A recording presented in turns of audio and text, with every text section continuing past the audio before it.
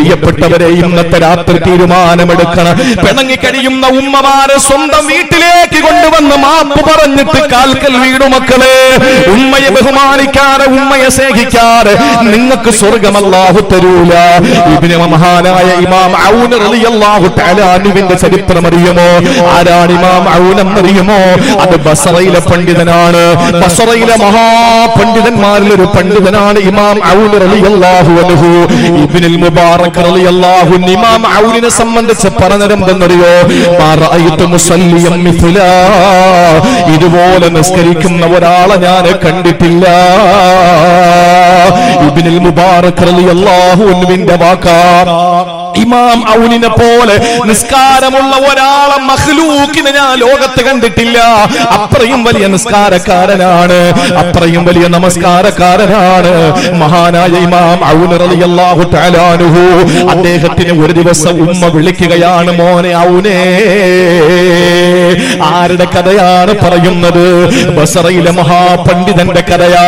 ഇബ്നു മുബാറക് തങ്ങളുടെ ഭാഷയില് അദ്ദേഹം കണ്ടിട്ടുള്ള ഏറ്റവും വലിയ നമസ്കാരക്കാരനാ. അല്ലാഹുവിന് വേണ്ടി സുജൂദിൽ വീഴുന്ന ഏറ്റവും അഗ്രഗണ്യനായ, ഏറ്റവും നിപുണനായ, ഏറ്റവും ഒന്നാമനായ പണ്ഡിതനാണ്. അദ്ദേഹത്തിനെ ഉമ്മ വിളിച്ചു, മോനെ ഔനേ. ആ മകന്റെ വിളിക്കുത്തരം, ആ ഉമ്മയുടെ വിളിക്കുത്തരം മകൻ കൊടുത്തത് എങ്ങനെയെന്നറിയോ? ഉറച്ച ശബ്ദത്തിലായി പോയി. ഉമ്മയുടെ ശബ്ദത്തെക്കാൾ വലിയ ശബ്ദത്തിലാ മകൻ മറുപടി കൊടുത്തു. ഉമ്മ ചോദിച്ച, ഉമ്മ വിളിച്ച വിളിക്ക് മകൻ മറുപടി കൊടുത്തപ്പോൾ ബസറയിലെ പണ്ഡിതന്റെ മറുപടി ഉച്ചത്തിലായി പോയി, ഉറക്കയായി പോയി, ഉമ്മാടെ ശബ്ദത്തെക്കായി വലിയ ശബ്ദമായി പോയി എന്നതിന്റെ പേരില് മനസ്സിന് സഹിക്കാൻ പറ്റാറ്, താങ്ങാൻ പറ്റാറ് എന്റെ ഉമ്മയോട് ഞാൻ ഉച്ചത്തിൽ സംസാരിച്ചല്ലോ. ഞാൻ എന്താ ഇനി ചെയ്യേണ്ടത്? എന്റെ ഉമ്മയുടെ പൊരുത്തം എനിക്ക് കിട്ടിയാലും നീ പൊറുക്കില്ലല്ലോ അല്ലോ. ഉമ്മയെ വീട്ടിൽ നിന്ന് ഇറക്കി വിട്ട കഥയല്ല, ഉമ്മയുടെ മുഖത്തടിച്ച കഥയല്ല, ഉമ്മയുടെ മുഖത്ത് നോക്കിയിട്ട് മോശമായ വർത്തമാനം പറഞ്ഞ കഥയല്ല.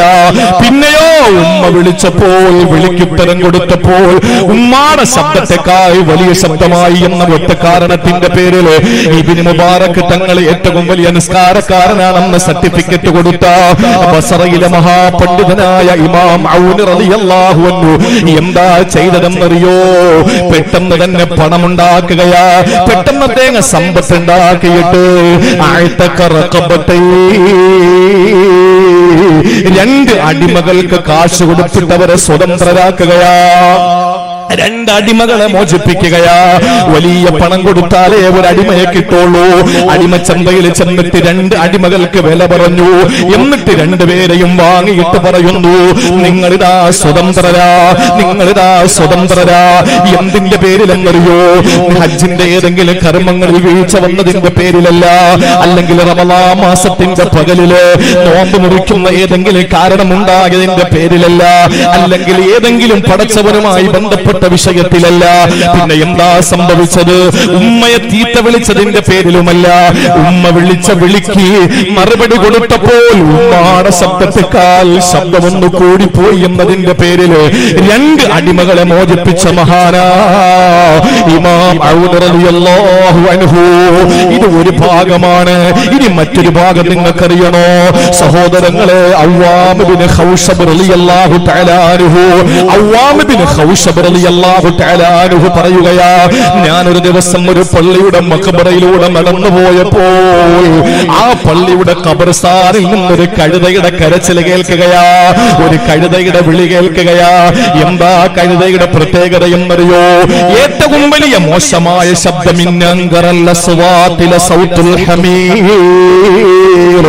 ഏറ്റവും മോശമായ ശബ്ദം കഴുതയുടെ ശബ്ദമാ. ആ കഴുതയുടെ ഓരിടല് വല്ലാത്ത അരോചകം സൃഷ്ടിക്കുന്ന ശബ്ദമാ. ആ ശബ്ദത്തിൽ ഖബർസ്ഥാനിൽ നിന്നൊരു വിളി കേൾക്കുകയാണ്. ഓടിച്ചെന്ന് നോക്കുമ്പോ അല്ലാ അല്ലാ, ഒരു ഖബറടാ പിളർന്നു കിടക്കുകയാ. ആ ഖബറിനകത്തേക്ക് എത്തി നോക്കുമ്പോ ഒരു മനുഷ്യനടാ ഇരുന്ന് വലിയ വായിൽ കരയുകയാ. ആ മനുഷ്യന്റെ പ്രത്യേകത അറിയുമോ? ജസദുഹു ജസദുൽ ഇൻസാൻ, മനുഷ്യന്റെ ശരീരമാണ്, പക്ഷേ റഅസുഹു റഅസുൽ ഹിമാർ, കഴുതയുടെ തലയും മനുഷ്യന്റെ ഉടലുമുള്ള ഒരു മനുഷ്യനാ ഖബറിനകത്തിരുന്ന് വലിയ വായിൽ കരയുകയാ.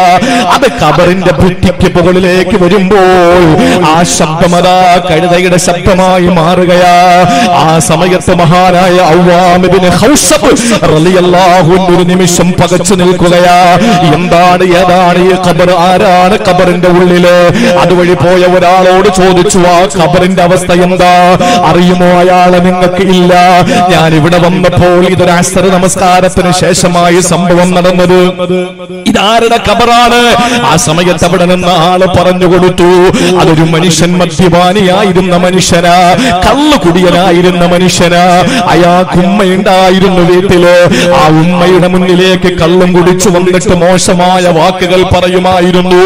ആ സമയത്ത് ഉമ്മ അവനെ ഉപദേശിച്ചു, മോനെ മദ്യപിക്കല്ലടാ, കള്ളു കുടിക്കല്ലടാ, മോനെ നന്നാകടാ.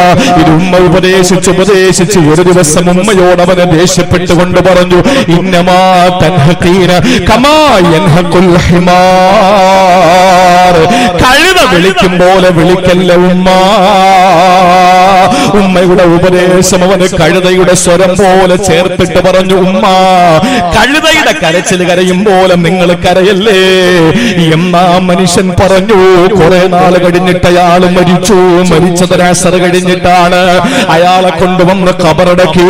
എല്ലാ അസറിന് ശേഷവും ഇത് തന്നെയാണ് സംഭവിക്കുന്നത്. എല്ലാവർക്കും ഭയമാണ് ഇതുവഴി വരാൻ. നിങ്ങൾ ചോദിക്കും, എത്രയോ ഉമ്മമാരെ ചീത്ത വിളിച്ച മക്കളെ തലച്ചിറയിലെ ഖബറടക്കി, എത്രയോ ഉമ്മമാരെ ചീത്ത വിളിച്ച മക്കളെ കുന്നിക്കോട് പള്ളിയുടെ ഖബർസ്ഥാനിൽ ഇറക്കിയിട്ടുണ്ട്. ഇതുവരെ ഞങ്ങളാരും കേട്ടിട്ടില്ലല്ലോ കരച്ചില്.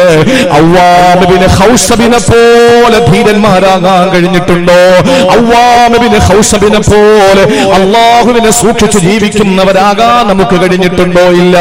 അതുകൊണ്ടാണ് നമ്മളത് കേൾക്കാത്തത്. ഒരു ചെറിയ മൃഗത്തെ കൊണ്ടുവന്ന് ഖബറിന്റെ അടുത്ത് കെട്ടി നോക്ക്. കള്ളുകുടിയന്റെ ഖബറില്, നിസ്കാരമില്ലാത്തവന്റെ ഖബറില്, വ്യഭിചാരിയുടെ ഖബറില്, പലിശക്കാരന്റെ ഖബറില്, റസൂലുള്ളാഹിനെ അധിക്ഷേപിക്കുന്നവന്റെ ഖബറില്, ഔലിയാക്കളെ തള്ളിപ്പറയുന്നവന്റെ ഖബറില് ഏതെങ്കിലും ഒരു മൃഗത്തെ കൊണ്ട് കെട്ടി നോക്കുവോ? ആ മൃഗം അങ്ങോട്ടും ഇങ്ങോട്ടും ചാടുന്നതും ഓടുന്നതും കാണാ. എന്തുകൊണ്ടെന്നറിയോ?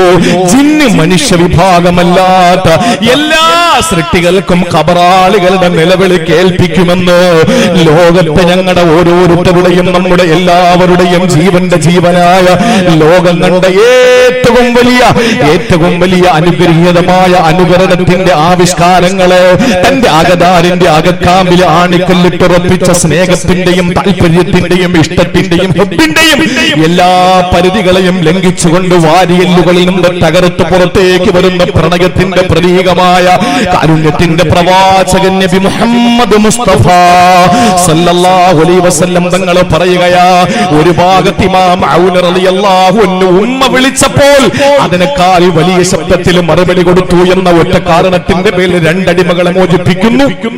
ഇപ്പുറത്ത് അവ്വാം ഇബ്നു ഖൗസബ് റളിയല്ലാഹു തആല അൻഹു കണ്ടത് ഉമ്മ മദ്യപിച്ചു വരുന്ന മകനെ ഉപദേശിച്ചതിന്റെ പേരിൽ കഴുത നിലവിളിക്കുമ്പോൾ നിങ്ങൾ നിലവിളിക്കല്ലേ എന്ന് പറഞ്ഞ ആ പ്രിയപ്പെട്ട മകന് മരിച്ചതിന് ശേഷം ഖബറില് അല്ലാഹു റബ്ബുൽ ഇസ്സത്ത് കൊടുത്ത ശിക്ഷ, അവന്റെ നിലവിളി പുറത്തേക്ക് വരുന്നത് കഴുതയുടെ ശബ്ദത്തിലാണ് എന്ന് ചരിത്രം രേഖപ്പെടുത്തുമ്പോൾ എന്റെ പ്രിയമുള്ള സഹോദരങ്ങളോട് എനിക്ക് പറയാനുള്ളത്, എന്റെ പ്രിയപ്പെട്ട സഹോദരിമാരോട് പറയാനുള്ളത്, ഉമ്മ നമ്മുടെ ജീവനാകണം, വാപ്പ നമ്മുടെ ജീവനാകണം. നമ്മുടെ ഉമ്മയും വാപ്പയും നമ്മൾ ഓരോരുത്തരുടെയും സർവസ്വവുമായി മാറണം.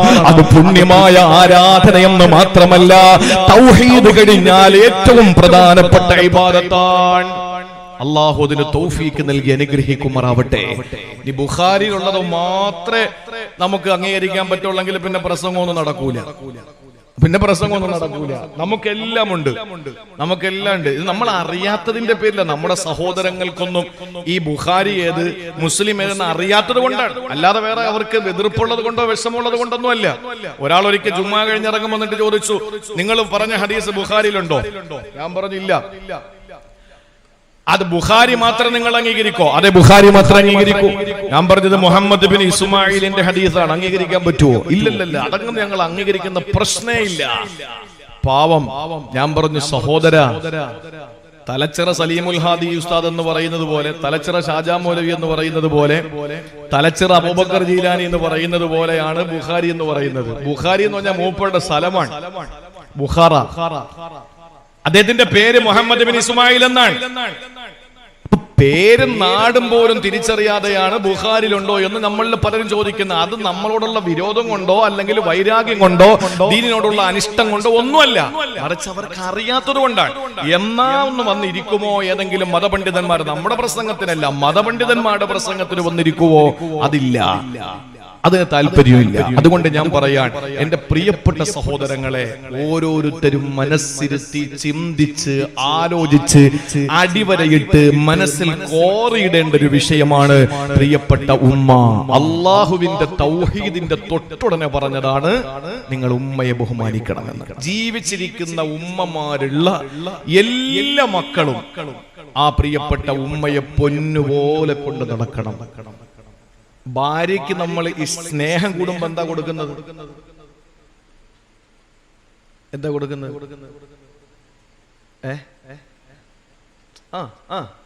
പറഞ്ഞോളി. കൊടുക്കാത്തവര് മക്കൾക്ക് സ്നേഹം നമ്മുടെ ജീവനാണല്ലോ മക്കള്. ഒരിക്കൽ അള്ളാന്റെ ഹബീബ് സല്ലല്ലാഹു അലൈഹി വസല്ലം ഹസൻ ഹുസൈൻ തങ്ങളെ ഇങ്ങനെ വാരി എടുത്ത് മുത്തം കൊടുത്തോണ്ടിരുന്നപ്പോ ഒരു ആദിവാസി കയറി വന്നു. ആദിവാസി എന്ന് പറഞ്ഞാൽ അറാബി കയറി വന്നു. നിങ്ങൾ മുത്തം കൊടുക്കുവോ? ആ സമയത്ത് റസൂലുള്ളാഹി സ്വല്ലല്ലാഹു അലൈഹി വസല്ലം പറഞ്ഞു, കരുണയുള്ളവനെ കരുണ കാണിക്കാൻ പറ്റൂ. എങ്ങനെ മുത്തം കൊടുക്കണമെന്ന് മുത്ത് റസൂൽ പഠിപ്പിച്ചു. ഇടത്തെ കൈകൊണ്ട് കുഞ്ഞിന്റെ പിടലിയിൽ പിടിച്ചിട്ട് വലത്തെ കൈകൊണ്ടവന്റെ ദാടിയലിൽ പിടിച്ചിട്ട് അവന്റെ ചുണ്ടിൽ ചുംബനം കൊടുക്കണമെന്ന് പഠിപ്പിച്ചു ആദരവായ പ്രവാചകൻ മുഹമ്മദ് മുസ്തഫ. ഇതിനപ്പുറം എന്താ നമ്മുടെ ഹബീബ് നമുക്ക് പഠിപ്പിച്ചു തരേണ്ടത്? മക്കളോട്, മക്കളെടാ വാപ്പാക്ക് സ്നേഹം വരുമ്പോ എന്താ തരുന്ന? പറ, ഉറച്ചു പറ, ഉറക്കെ പറ. അത് തന്നെ ഉമ്മ. അപ്പൊ മക്കൾക്ക് കൊടുക്കുന്നതിന്റെ പേരെന്താ? മക്കൾക്ക് കൊടുക്കുന്നതിന്റെ പേരെന്താ? ഉമ്മ. ഞാൻ ചോദിക്കുന്നില്ല വാപ്പ ഉമ്മക്ക് എന്താ കൊടുക്കുന്നതെന്ന്, ഇനിയിപ്പോ ബഹളം ഉണ്ടാവും, വേണ്ട. ഒരു ഭർത്താവ് തന്റെ ഭാര്യയ്ക്ക് കൊടുക്കുന്ന സ്നേഹത്തിന്റെ ഏറ്റവും വലിയ വികാരം ഉമ്മയാണ്. ഒരു ചുംബനം തരട്ടെ എന്നല്ല ആരും ചോദിക്കുന്നത്. കാമുകിനോട് ഒരു ചുംബനം തരട്ടെ എന്നല്ല ചോദിക്കുന്നത്, ഒരു ഉമ്മ തരട്ടെ. വേറെ ഒരു വാക്കും കിട്ടിയില്ലേ? ഈ ഉമ്മ ചുംബനം കിസ് ചെയ്യാന്ന് പറഞ്ഞാൽ അതിന്റെ അർത്ഥം എന്താണെന്നറിയോ? നമ്മുടെ സ്നേഹം അങ്ങോട്ട് പ്രകടമാക്കാൻ. എങ്ങനെ പ്രകടമാക്കുക? സ്നേഹം പ്രകടമാക്കാൻ നമ്മുടെ മുന്നിലുള്ള ഏക പോംവഴി എന്ന് പറഞ്ഞാൽ കെട്ടിപ്പിടിച്ചൊരു മുത്തം കൊടുക്കുക. അറബികളെ കണ്ടിട്ടില്ലേ? അറബികൾ ഇങ്ങനെ കെട്ടിപ്പിടിച്ചിട്ട് നെറ്റിയിൽ ചുംബിക്കും. ഉസ്താദന്മാര് വന്നാൽ അവരുടെ കൈ പിടിച്ച് മുത്തും. അൽഹംദുലില്ലാ. അല്ലാതെ അവർക്ക് ഇനി 10,000ന്റെ കെട്ട് വെച്ചു കൊടുത്താലും നമുക്ക് തൃപ്തി വരൂല. ആ കൈ പിടിച്ചിങ്ങനെ അൽഹംദുലില്ലാ, അതാണ് സന്തോഷം.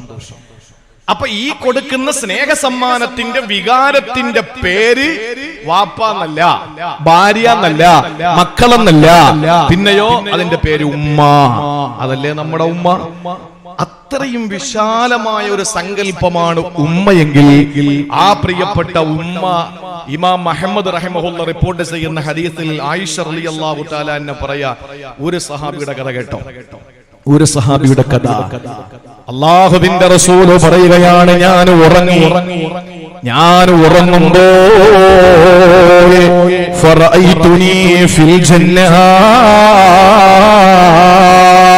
കൈകൊണ്ട് തൊട്ടാൽ പൊട്ടിച്ചിരിക്കുന്ന മണിവീണ കമ്പികളുടെ നാദം കൊണ്ട് മുഖരിതമായ സുഖലോലഭ സ്വർഗത്തിലാണ് ഞാനുള്ളത്. ഉറക്കത്തിൽ ഞാൻ അള്ളാന്റെ സ്വർഗത്തിലേക്ക് പോവുകയാ. അള്ളാന്റെ ഹബീബ് ഉടലോടെ സ്വർഗത്തിൽ പോയിട്ടുണ്ട്. ഉണർവില് ഉറക്കത്തിൽ അള്ളാന്റെ റസൂൽ സ്വർഗത്തിൽ പോയിട്ടുണ്ട്. രണ്ടും ഹദീസുകളിൽ കാണാം. ആ ഉറക്കത്തിൽ അള്ളാന്റെ ഹബീബ് സ്വർഗത്തിലേക്ക് പോയ കഥ പറയുകയാണ്. ഇമാം മുഹമ്മദ് റിപ്പോർട്ട് ചെയ്ത ഹദീസാണ്. ഇമാം മുഹമ്മദ് സിഹാഹു സിത്തയുടെ പണ്ഡിതൻ. ബുഖാരി, മുസ്ലിം, അബൂദാവൂദ്, ഇബ്നു മാജാ, നസായി, തുർമുദി, സിഹാഹു സിത്ത അല്ലെങ്കിൽ പോലും പ്രിയപ്പെട്ട സഹോദരങ്ങളെ ഇമാം അഹ്മദ് റിപ്പോർട്ട് ചെയ്ത ലോകത്തെ എല്ലാ മുസ്ലിങ്ങൾ അംഗീകരിക്കും. ഈ ഇമാം അഹ്മദ് റിപ്പോർട്ട് ചെയ്യുന്ന ഹദീസിൽ കാണാം, ആയിഷ ബീവിയാണ് റിവായത്ത് ചെയ്യുന്നത്. അല്ലാഹുവിന്റെ റസൂൽ പറയുന്നു, ഞാൻ സ്വർഗ്ഗത്തിൽ പോയി ഉറക്കത്തില് ആ സമയത്തതാ സമയത്ത് സൗത ഖാരിഇനി യഖറഊ, സ്വർഗ്ഗത്തിൽ നിന്ന് ആരോ ഖുർആൻ ഓതുന്നു. അല്ലാഹ് എത്ര ഭാഗ്യം ചെന്നവനാ ഹബീബ്. ഇവിടെ നിന്ന് സ്വപ്നയാത്രയിൽ സ്വർഗത്തിലേക്ക് പോകുമ്പോൾ ആ സ്വർഗത്തിനകത്തിരുന്ന് ആരോ വിശുദ്ധ ഖുർആൻ ഓതിക്കൊണ്ടിരിക്കുകയാ. ആ സമയത്ത് ആയിഷ ബീബി റളിയല്ലാഹു അൻഹ കേട്ടുകൊണ്ടിരിക്കുകയാണ്. റസൂലുള്ളാഹി പറഞ്ഞു, ഞാൻ ചോദിച്ചു മലായികത്തുകളോട്, മൻ ഹാദാ, ആരാണ് അതിനകത്തിരുന്ന് ഖുർആൻ ഓതുന്നതെന്ന് ഞാൻ ജിബ്രീലിനോട് ചോദിച്ചു. എന്നെ കൊണ്ടുപോകുന്ന മലായികത്തുകളോട് സാധാരണ യാത്രയിലെ സഹയാത്രികൾ ജിബ്രീലും മീകായിലുമാണ്.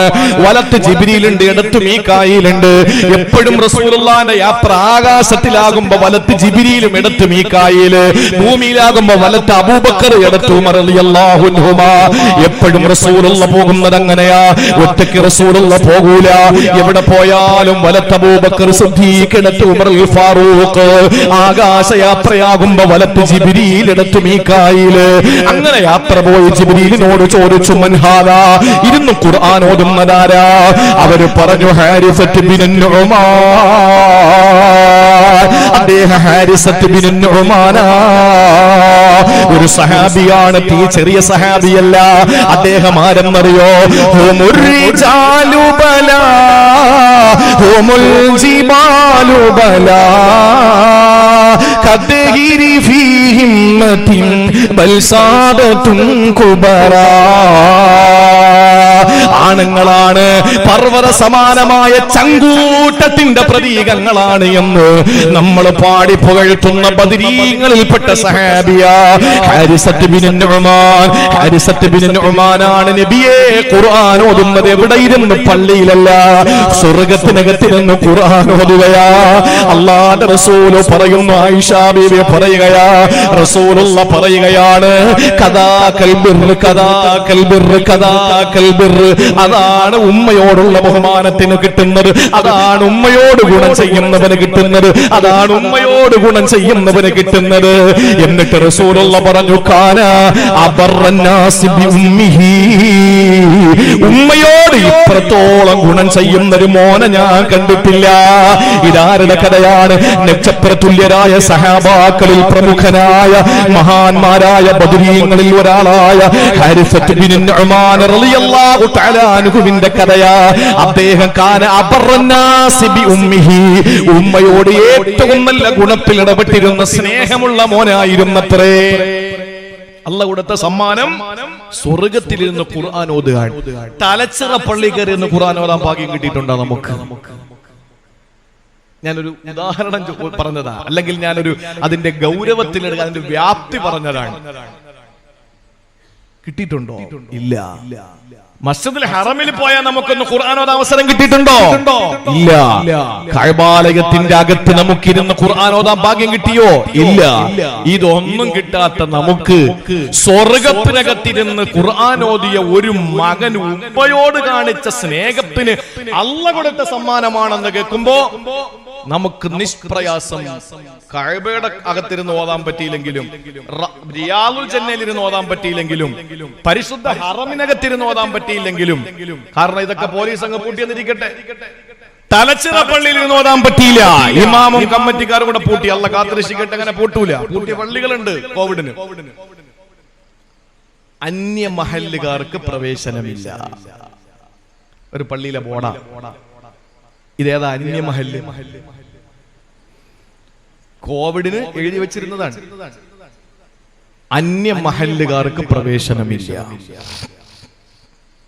ഇതൊക്കെ എഴുതി വെക്കുമ്പോഴാണ് അള്ളാഹു പണി തന്നുകൊണ്ടിരിക്കുന്നത്. അള്ളാഹ് പശുവും പാലില് പണിയരെന്ന് പറഞ്ഞിട്ടില്ലേ?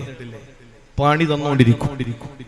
യാചന നിരോധിത മേഖല പള്ളിയിൽ. പണ്ടുള്ളവർ പറയുന്നത് എന്താ? പോയി പള്ളി പറയടാന്നാ. കാരണം എന്താ? പള്ളി സെക്രട്ടേറിയറ്റ് മന്ദിരമാണ്. മദീനയിലെ കഷ്ടപ്പാടും വിശപ്പും ഉള്ളവൻ പള്ളിയിലാ വരുന്ന. മുളർ ഗോത്രത്തിന്റെ ഒരു സംഘം വന്നപ്പോ നബി തങ്ങൾ മിമ്പറിൽ നിന്ന് പ്രസംഗിച്ചിട്ട് പിരിച്ചു കൊടുത്തു, പള്ളിക്കകത്ത് പിരിച്ചു കൊടുത്തു. സഹീഹായ ഹദീസ്. മുളർ ഗോത്രത്തിൽപ്പെട്ട പാവങ്ങൾ വന്നപ്പോ നമ്മുടെ പള്ളികൾ എഴുതി വെച്ചിരിക്കുന്നു യാചന നിരോധിത മേഖല. പാവങ്ങൾ പിന്നെ എവിടെ പോവും? പാവങ്ങൾ പിന്നെ ഇപ്പൊ ഞെട്ടുന്നപ്പോ ഒരാൾ ഗൾഫിൽ നിന്ന് വിളിച്ചു, ബഹ്റൈനിൽ നിന്നാ വിളിച്ചത്.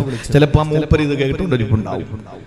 ബഹ്റൈനെ വിളിച്ചു എന്നോട് ചോദിച്ചു, ഉസ്താദേ ഈ പിന്നെ പെൺകുട്ടിയുടെ കല്യാണത്തിന് വാപ്പമാര് തെണ്ടുന്നതിന്റെ ഇസ്ലാമിക വിധി എന്ത്? ഞാൻ പറഞ്ഞു മഹലിലെ ഖാദിയോട് ചോദിക്കും. ഞാൻ പ്രാസംഗികനാണ്, അല്ലാതെ ഫത്വ പറയുന്ന പണ്ഡിതനല്ല. അല്ല, അത് എന്നാലും കേൾക്കാൻ വേണ്ടിയാ. ഞാൻ പറഞ്ഞ അതിനെല്ലാം മരുന്ന് വെക്കേണ്ടത്. മുറിവ് അവിടെയല്ല, മുറിവിൽ കൊണ്ടൊന്ന് മരുന്ന് വെക്ക്. കാല് മുറിയമ്മ തലയിൽ മരുന്ന് വെച്ചാ പൊറുക്കോ? മുറിവിന് മരുന്ന് വെച്ച് കെട്ട്. അതെന്താ? ഇങ്ങനെ കെട്ടാൻ നടക്കുന്ന പയ്യന്മാരെ പിടിച്ചിട്ട് വിലക്കണം, ഇത് മതപരമല്ല, അങ്ങോട്ട് മഹർ കൊടുത്താ കെട്ടേണ്ടതെന്ന് പറഞ്ഞു കൊടുക്കണം. അതാരാ പറയേണ്ടത്? അടുത്ത ചോദ്യം. അപ്പൊ എനിക്ക് മനസ്സിലായി വശപ്പശ കണ്ടെന്ന്. കാരണം ഇത് വരുന്ന വഴി മനസ്സിലായി. നിങ്ങളുടെയൊക്കെ ജോലി എന്തെന്നാണ് ഈ ചോദിക്കുന്നത്. ഞാൻ പറഞ്ഞു മതപണ്ഡിതന്മാര് എത്ര പണ്ഡിതന്മാര് പറയുന്നുണ്ട്. ഞാൻ പറഞ്ഞു സംവദിക്കാനുള്ള സമയമില്ല, ഞാനൊരു സ്ഥലത്ത് വഴലിന് പോവുകയാണ്, എനിക്ക് താല്പര്യമില്ല എന്ന് പറഞ്ഞു. ഉടനെ വാട്സപ്പിൽ മെസ്സേജ്, എന്റെ എല്ലാം കൂടെ ഉള്ള ആളിന്റെ. ഞാൻ നിങ്ങളോട് ചോദിച്ചൊരു മസലയാണ്, അത് നിങ്ങൾ മറുപടി പറഞ്ഞില്ല. നിങ്ങൾക്ക് സ്റ്റേജ് കിട്ടുന്നുണ്ടാവും, 1 ലക്ഷം 2 ലക്ഷം ഒക്കെ കിട്ടുന്നുണ്ടാവും, നിങ്ങൾക്ക് ഫാൻസ് അസോസിയേഷൻ ഉണ്ടാവും, അതുകൊണ്ട് നിങ്ങൾ പൊക്കോളി, എനിക്ക് അത്രയും തരാനില്ല, അതുകൊണ്ട് നിങ്ങൾ മറുപടി പറയണ്ട എന്നൊക്കെ വെച്ചിട്ട് എന്നിട്ട് വേണം വേറെ ജോലിക്കൊന്നും പോയിക്കൂടെ? ഇതിങ്ങനെ ഇരിക്കെ ചൊറിഞ്ഞുകൊണ്ട് ഈ ചിലർക്ക് JCBയുടെ പല്ല് ഇതുണ്ടല്ല, JCBയുടെ കൈ കൊണ്ട് ചൊറിഞ്ഞു കൊടുത്താൽ പോലെ ഈ നാക്കിന്റെ കടി മാറാത്ത ചില ആളുകളുണ്ട്. എന്തെങ്കിലുമൊക്കെ പറഞ്ഞുകൊണ്ടിരിക്കണം. അപ്പൊ എനിക്കിത് ഏത് കൗമാന്ന് മനസ്സിലായി, ഇത് ഏത് വകുപ്പിൽപ്പെട്ടാണെന്ന് എനിക്ക് മനസ്സിലായി. ഞാൻ പിന്നെ അതിനൊന്നും മറുപടി കൊടുക്കാൻ നിന്നില്ല, അതങ്ങനെ അങ്ങ് പോട്ടെ. ഞാൻ പറഞ്ഞു വന്നത്, ഇങ്ങനെ സംശയങ്ങൾ ചോദിക്കുന്ന ആളുകളുണ്ട്. ഞാൻ എന്റെ പ്രിയപ്പെട്ട സഹോദരങ്ങളോട് പറയാൻ, വിശുദ്ധമായ സ്വർഗലോകത്തിന്റെ അനുഗ്രഹീതമായ അതിന്റെ ഉള്ളറകളിൽ നിന്ന് ഖുർആൻ ഓതുന്ന ഒരു പ്രിയപ്പെട്ട മകനെ സമ്മാനിച്ചത് ഉമ്മയോടുള്ള ബഹുമാനത്തിന്റെ പേരിലാണ് എങ്കിൽ നമുക്ക് ഏറ്റവും അനിവാര്യമാകേണ്ടത് ആ കാര്യമാണ്. അത്രയും വലിയ സ്നേഹനിധിയായ ഉമ്മയെ നമ്മൾ അത്രയും സ്നേഹത്തോടു കൂടി നമ്മൾ നോക്കണം. മരണപ്പെട്ട ഉമ്മമാർക്ക് ഇനി എന്താ, പാപ്പയുമ്മയും മരിച്ചു സാറേ, ഇനിയിപ്പോ എന്താ ചെയ്യാ, പള്ളിക്കാട്ടിൽ പോയിട്ട് ഞാൻ എന്ത് ചെയ്യാനാ? വിഷമിക്കണ്ട. അതിനുള്ള കാരണം, അതിനെന്താ ചെയ്യേണ്ടതെന്ന് ഇൻഷാ അല്ലാഹ് അവസാനം പറഞ്ഞ് നമുക്ക് ദുആ ചെയ്യാം. ഞാൻ പറഞ്ഞു വന്ന വിഷയം, പ്രിയപ്പെട്ട സഹോദരങ്ങളെ, യാചന നിരോധിത മേഖലയും എഴുതി വെച്ചു. അവസാനം അവിടെ നിന്ന് പള്ളികളിൽ നിന്ന് കളക്ഷന് പോകേണ്ട അവസ്ഥ ഉണ്ടാക്കി പള്ളികളിൽ. ഇല്ലേ, ഇത് പൊതുവഴിയല്ല എന്ന് എഴുതി വെച്ചു. ആ പൊതുവഴിയല്ല എന്ന് എഴുതി വെച്ചിരിക്കുന്നതിലൂടെ ആളുകൾ, പൊതുജനങ്ങൾക്കകത്ത് കയറിയിട്ട് വലിയ വലിയ പാത്രങ്ങൾ എടുത്തിരുത്തിയിട്ട് തുഴഞ്ഞു കൊണ്ടുപോകേണ്ട അവസ്ഥ ഉണ്ടാക്കി പ്രളയത്തിലെ. അല്ലാഹു റബ്ബുൽ ഇസ്സത്ത് അങ്ങനെയൊക്കെ പലതും സംഭവിച്ചുകൊണ്ടിരിക്കാൻ അള്ളാഹു നമ്മളെ കാത്തുരക്ഷിക്കട്ടെ. അതുകൊണ്ട് ഉമ്മയെ സ്നേഹത്തോടെ പൊന്നുപോലെ നോക്കിക്കോളേൻ. അള്ളാഹു നമുക്കതിനുള്ള ഏറ്റവും വലിയ പ്രതിഫലം ഈ ലോകത്തും പരലോകത്തും അള്ളാഹു തരും. അള്ളാഹു അതിന് തൗഫീക്ക് നൽകട്ടെ. ഈ ലോകത്തും പരലോകത്തും അല്ല തരുമെന്ന് പറയുമ്പോൾ വെറുതെ അല്ല. നിങ്ങൾക്കറിയണോ, നമുക്കിപ്പോ ഒരു വാതില് തുറന്നു കിട്ടിയെന്ന് പറഞ്ഞാൽ, ഇപ്പൊ ഉദാഹരണം ഞാൻ പറയാം. ഇപ്പൊ ഞാൻ വേറെ ഒന്നുകൊണ്ട് പറഞ്ഞില്ല, അബൂബക്കർ സാഹിബിനെ ഞാൻ ഈ അടുത്ത സമയത്താ പരിചയപ്പെടുന്നത്. അപ്പോ ഞാൻ മൂപ്പരുടെ വീട്ടിൽ വരേണ്ട ഒരു ആവശ്യം ഉണ്ടായി. അപ്പൊ ഞാൻ തലച്ചിറയിൽ വന്നിട്ട് ഞാൻ ചോദിച്ചു, ഈ മൂപ്പരുടെ വീട് എവിടെയാണ്? അപ്പൊ ഞാനും കുറച്ച് ഉസ്താദന്മാരുണ്ടായിരുന്നു. അപ്പൊ എല്ലാവർക്കും മനസ്സിലായി, എന്തെങ്കിലും പള്ളിക്കോ അല്ലെങ്കിൽ യതീംഖാനയ്ക്കോ അല്ലെങ്കിൽ വേറെ എന്തെങ്കിലും സാമ്പത്തിക ഉദ്ദേശത്തിന് വേണ്ടിയിട്ടാണെന്ന് മനസ്സിലായിട്ടുണ്ടാകണം. അപ്പൊ വീട് പറഞ്ഞു തന്നു, അവിടെ ഇന്ന സ്ഥലത്താണ്. മൂപ്പരുടെ വീടിന്റെ വാതില്, ആ പുതിയ വീടിന്റെ ആ ഭാഗം അടച്ചിട്ടിരുന്നു. അപ്പൊ നമ്മൾ കരുതി ഉണ്ടാവൂല. അപ്പുറത്ത് ചെന്നപ്പോ തുറന്നു കിടക്കുന്നു. അപ്പൊ മൂപ്പർ അവിടെ നടക്കുകയാണ്. അപ്പൊ മൂപ്പരുണ്ടെന്ന് അറിയും. അപ്പൊ ഒരു കാര്യത്തിന് വന്നപ്പോ വാതില് തുറന്നു കിടക്കുമ്പോ നമുക്ക് എന്താണ്, അതിനൊരു സന്തോഷമുണ്ട്. ഇത് പൈസയുടെ വിഷയം ഞാൻ ഉദാഹരണം പറഞ്ഞത് കണക്കൂട്ടണ്ട നിങ്ങൾ. ചില ആളുകൾ ചോദിക്കുന്നു, ഈ പണക്കാരന്റെ വീട്ടുമുറ്റത്ത് എപ്പോഴും മുസ്ലിയാക്കന്മാരെ കാണാം, എന്ന ഒരു മൊയ്ലിയാരെ വീട്ടിന്റെ മുമ്പിൽ പണക്കാരനുണ്ടോ എന്നൊരാൾ ചോദിച്ചു. അപ്പൊ അതിന് മറുപടി കൊടുത്ത എന്താണെന്നറിയോ? പണക്കാരന്മാർക്ക് ഇൽമിന്റെ മഹത്വം അറിയില്ല, പക്ഷെ പണ്ഡിതന്മാർക്ക് പണത്തിന്റെ മൂല്യം അറിയാം. അതുകൊണ്ടാണ്. പക്ഷെ ഈ പണക്കാരനെ എല്ലാരും അറിയാം. ഞാനിപ്പോ ഒരു യാത്രയിൽ കടലുണ്ടി തങ്ങളെ കണ്ടപ്പോ എന്താ പറയാ, എന്റെ ചങ്കാണ് അബൂബക്കർ ജീലാനി. കടലുണ്ടി തങ്ങളെ പറഞ്ഞത്. അപ്പൊ അള്ളാഹു ദീർഘായുസ് കൊടുക്കട്ടെ, അള്ളാഹു ആഫിയത്തുള്ള ദീർഘായുസ് കൊടുക്കട്ടെ. നിങ്ങൾ ആരും കരുതണ്ട മൂപ്പര മൗലിദ് ഇങ്ങനെ പാടിയിട്ട് പോക്കറ്റ് മാറ്റോണ്ട് പോകാനാണ്. ഞാൻ വാങ്ങയില്ല, തരയില്ല, കൊടുക്കുകയും വേണ്ട. അള്ളാഹു ബറക്കത്ത് ചെയ്യട്ടെ. എന്റെ പ്രിയമുള്ള സഹോദരങ്ങളെ, അതുകൊണ്ട് നമ്മുടെ ഏതെങ്കിലും ഒരു ആവശ്യത്തിന് പോകുമ്പോ നമ്മുടെ മുന്നിൽ അതിന്റെ വാതിൽ തുറന്നു കിടന്നാൽ നമ്മൾ എത്ര സന്തോഷവാന്മാരാണ്. എന്നാ സ്വർഗത്തിലേക്ക് നമ്മൾ പോകാനല്ലേ എല്ലാം ചെയ്യുന്നത്. ഇവിടെ വന്നിരിക്കുന്ന എന്തിനാണ്? ഈ കമ്മിറ്റിക്കാർ നിങ്ങളെ മഹല്ലിൽ നിന്ന് പുറത്താക്കുവോ? വഴലിന് വന്നില്ലെങ്കിൽ എന്നാ പിന്നെ കാരണമല്ല. നിങ്ങൾ ആരെങ്കിലും മഹല്ലിൽ നിന്ന് പുറത്താക്കുവോ? ഇല്ല. നിങ്ങൾക്ക് എന്തെങ്കിലും ഇവിടെ നിന്ന് അങ്ങോട്ട് തരുന്നുണ്ടോ? ഇല്ല. പിന്നെന്തിനാ നിങ്ങൾ വന്നത്? ഒറ്റ കാര്യം, അള്ളാഹു എങ്ങനെയെങ്കിലും ഒന്ന് സ്വർഗത്തിൽ പോകണം. ആ പറയുന്ന പൊട്ടന്മാരാണെങ്കിലും പറയുന്ന കാര്യം ഒരു ഉൾക്കൊള്ളാനില്ലെങ്കിലും ചെന്ന് ഇരിക്കുന്നത് റസൂല് പറഞ്ഞ സദസ്സിലാണല്ലോ, അങ്ങനെയെങ്കിലും സ്വർഗം കിട്ടുമല്ലോ. ആ ആഗ്രഹത്തിൽ വന്നിരുന്നവരല്ലേ നിങ്ങൾ. നിങ്ങളുടെ മുന്നിൽ ദിവസവും സ്വർഗത്തിന്റെ വാതിൽ തുറക്കുക. അറിയുന്നുണ്ടോ? സ്വർഗത്തിന്റെ വാതിൽ തുറക്കുക ഇതാരറിയുന്നുണ്ട്? എപ്പോഴാ സ്വർഗത്തിന്റെ വാതിൽ തുറക്കുന്നത്? ആദരവായ റസൂലുള്ളാഹി തങ്ങൾ പറയുകയാണ്, മാമിൻ മുസ്ലിമിൻ യുസ്ബിഹു, ഏതൊരു മുസ്ലിം പ്രഭാതത്തിലാകുമ്പോൾ വവാലിദാഹു അൻഹു റാളിയാ, മാതാപിതാക്കൾ ആ മകനെ തൊട്ട് സംതൃപ്തനാണോ, മാതാപിതാക്കൾ ആ മോളെ തൊട്ട് സംതൃപ്തനാണോ? എന്നാൽ അല്ലാഹുവിന്റെ റസൂല് പറയുന്നു, ഇല്ലാ കാന ലഹു ബാബാനി മഫ്തൂഹാനി മിനൽ ജന്ന, സ്വർഗത്തിന്റെ വാതിൽ അവന്റെ നേരെ തുറക്കപ്പെടുകയാ. രണ്ടു പേരാണ് മാതാപിതാക്കള്. ഈ മാതാവും പിതാവും ജീവിച്ചിരിക്കുമ്പോൾ നേരം വെളുത്ത് കിഴക്കൻ ചക്രവാളത്തിൽ അരുണകിരണങ്ങൾ പ്രകടമായപ്പോൾ വാപ്പ മോനേന്ന് സ്നേഹത്തോടെ വിളിച്ചു, ഉമ്മ മോളേന്ന് സ്നേഹത്തോടെ വിളിച്ചു. വാപ്പയും ഉമ്മയും നമ്മളിൽ സംതൃപ്തരാണ്, സംപ്രീതരാണ്. ഇത് മനസ്സിലാക്കിയാൽ സഹോദരങ്ങളെ ഉടനെ ചിന്തിച്ചോ, നമ്മുടെ വാപ്പയും ഉമ്മയും നമ്മളെ സ്നേഹത്തോടെ വിളിച്ച, നമ്മുടെ കാത്ത് നമ്മുടെ വീട്ടിലിരുന്നാൽ, സ്നേഹത്തോടെ ചോറ് വിളമ്പി തന്നാൽ, മോനെ നീ എവിടെയാ പോകുന്നത്, എപ്പോഴാ വരുന്നതെന്ന് സ്നേഹത്തോടെ ഒന്ന് ചോദിച്ചാ മനസ്സിലാക്കിക്കോ, മഫ്തൂഹാനി മിനൽ ജന്ന, ആ നിമിഷം രണ്ട് വാതിലുകൾ സ്വർഗത്തിന്റെ അല്ലാഹ് തുറക്കുകയാ.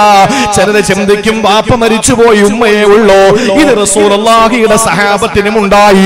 സഹാബാക്കൾ ചോദിച്ചു, നബിയേ ഇനി ഒരാളാണെങ്കിലോ?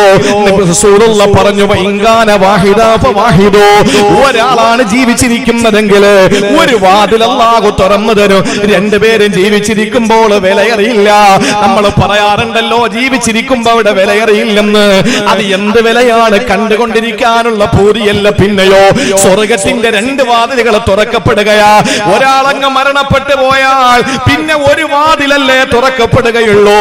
നിങ്ങൾക്കറിയോ, മഹാനായ ശൈഖ് ഇബ്രാഹിം ഇബ്നു അബ്ദുറഹ്മാൻ റളിയല്ലാഹു അൻഹു, അശ്ശൈഖ് ഇബ്രാഹിം ഇബ്നു അബ്ദുറഹ്മാൻ റളിയല്ലാഹു തആല അൻഹു ഉമ്മാക്ക് ഖിദ്മത്ത് എടുക്കുന്ന മോനാ, ഉമ്മാക്ക് നന്നായിട്ട് ഖിദ്മത്ത് എടുക്കുന്ന മോനാ. ആ പ്രിയപ്പെട്ട മകന്റെ വീട് രണ്ട് നിലയാണത്രേ. മുകളിലത്തെ നിലയിലേക്ക് ഉമ്മയെ കയറ്റേണ്ട ആവശ്യം വരുമ്പോൾ ആ പ്രിയപ്പെട്ട മകന് തോളപ്പെടുത്ത് ചുമന്നുകൊണ്ടാ മുകളിലേക്ക് പോകുന്നത്. ശൈഖ് ഇബ്രാഹിം ഇബ്നു അബ്ദുറഹ്മാൻ റളിയല്ലാഹു അൻഹു പ്രിയപ്പെട്ട ഉമ്മയെ തോളപ്പിരുത്തിയിട്ട് മുകളിലേക്ക് കയറി പോവുകയാ. അങ്ങനെ പോകുമ്പോൾ ഇന്നത്തെ പോലെ നല്ല മാർബിൾ അല്ലല്ലോ, ഗ്രാനൈറ്റ് അല്ലല്ലോ, ഇന്നത്തെ പോലെ ടൈലല്ലല്ലോ, ഇന്ന പോലെ പരവതാനി അല്ലല്ലോ, ഇന്നത്തെ പോലെ മുസല്ല ഇല്ലല്ലോ. അന്ന് പോകുന്ന വഴിയറിയാമല്ലോ, മണല് കൊണ്ട് നിർമ്മിക്കപ്പെട്ട മണ്ണും വെള്ളവും കൂട്ടിക്കലത്തിയിട്ട് ഈത്തപ്പന ഓലകൾ കൊണ്ടിട്ട് മേൽക്കൂര നിർമ്മിക്കുന്ന വീടുകളാ, തട്ടിമ്പുറങ്ങളാണ്. അങ്ങനെ കയറി പോകുമ്പോൾ പൊടിപടലങ്ങൾ ഉമ്മാന്റെ ദേഹത്ത് പറ്റിയാലോ എന്ന് ചിന്തിച്ചിട്ട് ഉമ്മയെ മുകളിലേക്ക് കൊണ്ടുപോകാൻ നേരത്ത് മകൻ ചെയ്യുന്നത് എന്തെന്നറിയോ? കുറച്ച് വെള്ളം കൊണ്ടുവന്ന് ഇങ്ങനെ അന്തരീക്ഷത്തിൽ ഇങ്ങനെ തളിക്കുകയാ. എന്നിട്ട് ഉമ്മാനെ തോളപ്പിരുത്തിയിട്ട് കയറി പോകുന്നു. ചോദിച്ചു, എന്തിനാണ്?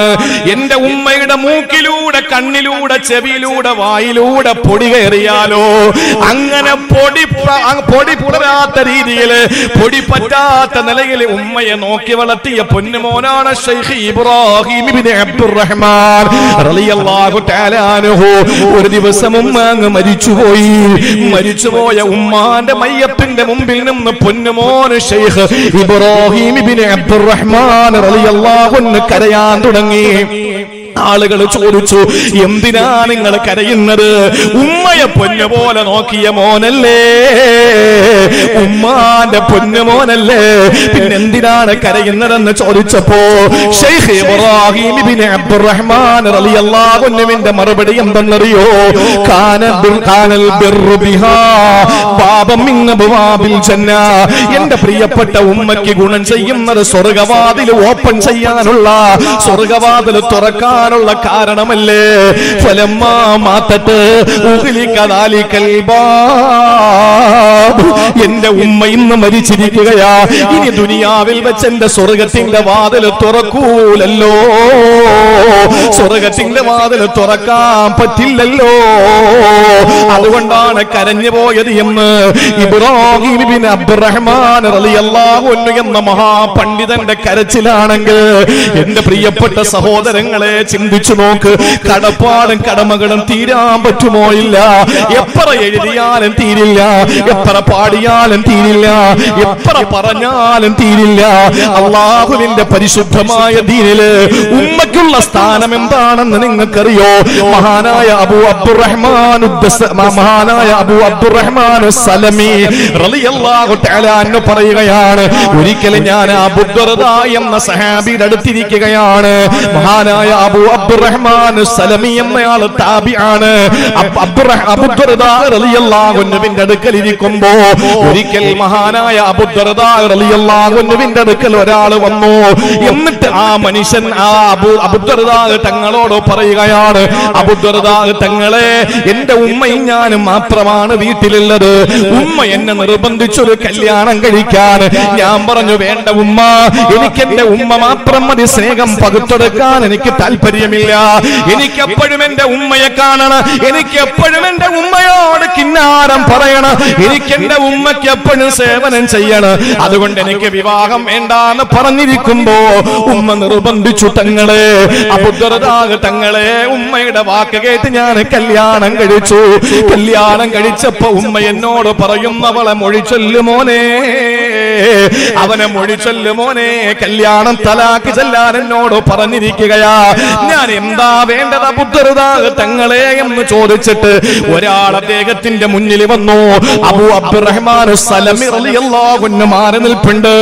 ആ സമയത്ത് അബൂ ദർദാ തങ്ങൾ എന്താണ് പറയുന്നതെന്നറിയാൻ വേണ്ടിയിട്ട് കാതുകൂർപ്പിച്ചു നിൽക്കുമ്പോ അബൂ അബ്ദുറഹ്മാൻ സലമി റളിയല്ലാഹു അൻഹു പറയുകയാണ്, അബൂ ദർദാ തങ്ങൾ അയാളോട് പറഞ്ഞത്, ഞാൻ എന്തു പറയാനാ, നിന്റെ ഉമ്മ നിന്നോട് കല്യാണം കഴിക്കാൻ പറഞ്ഞു, കഴിച്ചു. എന്നിട്ട് നീ അതിനെ മൊഴിച്ചെല്ലാം പറയുന്നു. നീ എന്ത് വേണമെന്നല്ലേ ചോദിക്കുന്നത്? ഞാൻ എന്ത് പറയാനാ? എന്തായാലും നിങ്ങൾ പറഞ്ഞേ പറ്റൂ. എനിക്കാകെ വിഷമമാണ്, സങ്കടമാണ്, ആശങ്കയാണ്. ആ സമയത്ത് അബൂ ദർദാ തങ്ങൾ പറഞ്ഞതെന്തെന്നറിയോ? ഒരു ഹദീസാണ്. സമയത്ത് റസൂലുള്ളാഹി സ്വല്ലല്ലാഹു അലൈഹി വസല്ലം അൽ വാലിദു ഔസത്തു അബ്വാബിൽ ജന്ന. ഈ ഒരൊറ്റ ഹദീസ് മാത്രം അങ്ങ് പറഞ്ഞു കൊടുത്തു. അൽ വാലിദു, മാതാവും പിതാവും, ഔസത്തു അബ്വാബിൽ ജന്ന, സ്വർഗ്ഗത്തിന്റെ മധ്യഭാഗത്തെ വാതിലാണ്. എന്നിട്ട് അബൂ ദർദാ തങ്ങൾ പറഞ്ഞു, വേണമെങ്കിൽ ആ വാതിൽ നിലനിർത്തിക്കോ, അല്ലെങ്കിൽ നശിപ്പിച്ചോ, അല്ലെങ്കിൽ നശിപ്പിച്ചോ. രണ്ട് കാര്യം പഠിക്കണം. ഒന്ന്, ഉമ്മ മൊഴി ചൊല്ലാൻ പറഞ്ഞാൽ ആ ഉമ്മ പറയുന്ന വാക്കിനെ വില കൽപ്പിക്കുന്ന മക്കൾ, അതാണ് ബാധ്യത. രണ്ട്, ഉമ്മമാരോട് പറയാനുള്ളത്, കിട്ടിയ അവസരം മുതലാക്കരുത്. പാവപ്പെട്ട മകൻ കല്യാണം കഴിച്ചു വന്ന പെണ്ണിന് കുറവുകൾ ഏറെ ഉണ്ടാവും. നിങ്ങളായിട്ട് അള്ളാന്റെ സിംഹാസനം കുലുങ്ങുന്ന പണി ചെയ്യിപ്പിക്കരുത്. മനസ്സിലായോ? ചില ആളുകൾ പറയില്ലേ, ഭരണം കുലുങ്ങും, ഭരണം വീഴും എന്ന് പറഞ്ഞതിന്റെ അർത്ഥം എന്താ?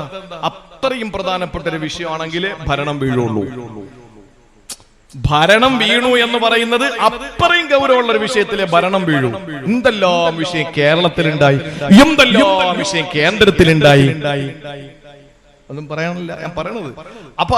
അപ്പോഴൊക്കെ എന്ത് സംഭവിച്ചു? ഭരണം വീണോ? ഇല്ല. അപ്പൊ അത്രയും പ്രധാനപ്പെട്ട ഒരു കാര്യം ഉണ്ടാകുമ്പോഴല്ലേ ഭരണം വീഴുള്ളൂ, കസേര ചലിക്കുള്ളൂ. എന്നാൽ ഇഹ്തസ്സലഹുൽ അർശ്, അല്ലാഹുവിന്റെ സിംഹാസനം കിടുകിടാ വിറയ്ക്കുന്ന ഒരു പ്രവൃത്തി ഏതാണ്? അത്വലാഖ്. അത്വലാഖ്. ഒരാള് തന്റെ ഭാര്യ മുത്തലാഖല്ല. ഇന്നത്തെ ആളുകൾ ഇസ്ലാമിനെ പറ്റി എന്തെങ്കിലും പഠിച്ചിട്ടുണ്ടോ? 4 കെട്ട അനുവാദം കൊടുക്കുന്നു മതം എന്നാ പറയുന്നത്. എടാ 4-ലല്ലടാ, ഒരു പെണ്ണ് കെട്ടുന്നതിൽ ഇസ്ലാം നിയമം വെച്ചു. ആഗ്രഹം ഭയങ്കരമാണ് കെട്ടാൻ, കയ്യിൽ ഒരു നയാ പൈസ ഇല്ല. എന്നാ എന്താ പറഞ്ഞത്? നീ ഖുർആനും എടുത്തിട്ട് നോമ്പും പിടിച്ച് തലച്ചെറ പള്ളിയിൽ പോയിരിക്കാനാ, പെണ്ണ് കെട്ടാൻ നടക്കരുതെന്നാ. നീ നോമ്പും പിടിച്ച് പള്ളിയിൽ പോയി, അത് മതി. ഒരു പെണ്ണ് കെട്ടുന്നതിൽ നിയമം വെച്ചതാണ് ഇസ്ലാം, 4 കെട്ടുന്നതിലല്ല. പിന്നെ പറയുന്ന ത്വലാഖ്. ത്വലാഖ് ത്വലാഖ് ത്വലാഖ് എന്ന് പറയുന്നത് ആ പദത്തോടുള്ള വെറുപ്പാണ്. Divorce, 3 divorce. എന്താ പ്രശ്നം? ആർക്കും ഒരു വിഷയമില്ല. 3 വിവാഹമോചനം. എവിടെ പ്രശ്നമുണ്ട്? ഒരു പ്രശ്നമില്ല. മുത്തലാഖ്. ആകാശം കൊണ്ട് ഇടിഞ്ഞു വീഴുക. അതാ പദത്തിനോടുള്ള വെറുപ്പാണ്. അതാ പദത്തിനോടുള്ള വെറുപ്പാണ്. പക്ഷേ ത്വലാഖ് ചെല്ലുന്ന ഒരു സന്ദർഭമുണ്ടായാൽ, ഒരാളൊരു ഭാര്യയുടെ മുഖത്ത് നോക്കിയിട്ട് നിന്നെ ഞാൻ ചൊല്ലിയിരിക്കുന്നു അല്ലെങ്കിൽ എന്തെങ്കിലും അതിന്റെ പദങ്ങൾ സരീഹായോ കിനായത്തായോ സൂചനയായോ വ്യക്തമായോ അവ്യക്തമായോ സ്പഷ്ടമായോ പരോക്ഷമായോ പ്രത്യക്ഷമായോ എന്തെങ്കിലും ഒരു വാചകം ഒരാൾ പറഞ്ഞാൽ അല്ലാഹുവിന്റെ ആ അർശിങ്ങനെ കിടുകിടാ വിറയ്ക്കുകയാണ്. അതുകൊണ്ട് ഉമ്മമാരെ, നിങ്ങൾ അവസരം മുതലെടുക്കരുത്. നിങ്ങളുടെ മകനെ വെറുതെ നിങ്ങൾ നരകത്തിൽ വിടരുത്. നിങ്ങളുടെ മകനെ വെറുതെ പടച്ചവന്റെ കോപത്തിനിരയാക്കരുത്. അത് നിങ്ങൾ മനസ്സിലാക്കിക്കൊള്ളുക. അത്രയും മൂല്യവും അത്രയും വ്യാപ്തിയുമുണ്ട് ഒരു ഉമ്മ തന്റെ പ്രിയപ്പെട്ട മകനെ സ്വാധീനിക്കുന്ന വിഷയത്തിലെന്ന് നമ്മൾ മനസ്സിലാക്കി. അല്ലാഹു തൗഫീഖ് നൽകി അനുഗ്രഹിക്കുമാറാവട്ടെ.